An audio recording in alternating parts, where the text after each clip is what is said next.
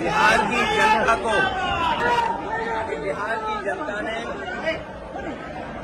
Vote अधिकार यात्रा को समर्थन दिया है और इस बार जो बिहार की आवाज सुनाई दे रही है विशाल, वो इस बार भारतीय जनता पार्टी बिहार से बाहर होने जा रही है।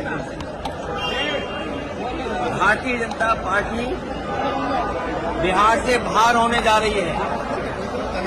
इन्होंने कॉन्स्टिट्यूशन के अधिकारों का हनन किया है। विशाल मेरे पे मत चढ़ा भाई। जो अधिकार हमारे हैं वोट डालने के, मुझे खुशी है इस बात की कि बिहार की जनता ने, राहुल गांधी जी और तेजस्वी जी ने यात्रा निकाल करके चुनाव आयोग की SIR बनाने का काम किया है।